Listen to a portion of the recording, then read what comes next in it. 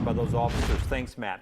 Hey, new at 10 tonight, there may be more to the story of a battered mother on the run for her life. That's according to the Georgia District Attorney, who calls the woman a fugitive with no evidence to back her claims. Now, we've heard her 911 calls. She says she's a victim, but the DA doesn't buy it. CBS 42 News reporter Jamie Ostroff went to Gwinnett County to find out why.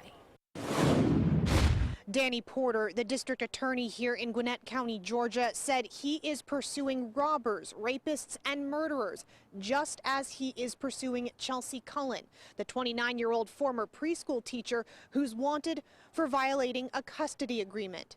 She's been gone since 2014, claiming Michael Hambrick, the father of her son Lane, was abusive. We went back over all the police reports. We went back over all of the 911 calls. Please pray for my life and my son. I need you to come here now. I'm not kidding. Please hurry.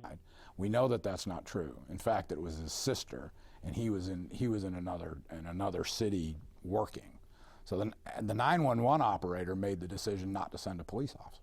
We could find no evidence of any form of domestic violence. But prosecutor Danny Porter says there is evidence that Chelsea Cullen broke the law when she left Georgia with Lane, violating this 2013 custody agreement bearing her signature. Every claim of abuse predates the custody order. So at the time she signed her name and consented to have him get visitation for that child, all that supposed abuse had already happened. CBS 42 picked up the story on Tuesday when U.S. Marshals came to Pelham and searched the home of Chelsea's mother, Michelle. Michelle said she'd had no contact with her daughter since she was indicted in 2015.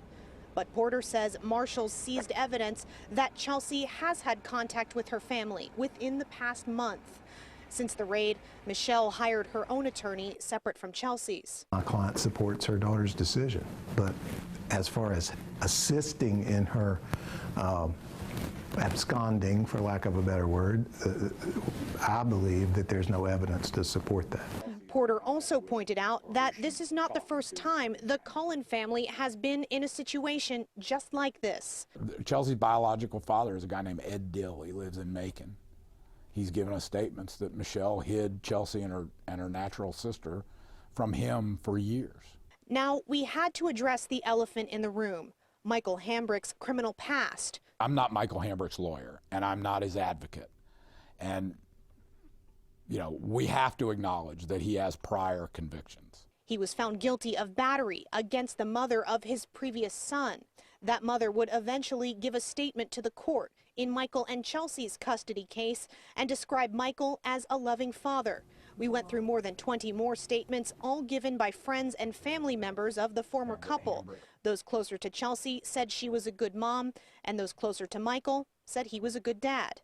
Michael or Chelsea Hambrick or Chelsea Cullen as the best parent for Lane is a decision that needs to be made in a courtroom. But in order to do that, both attorneys say Chelsea needs to come back to Georgia.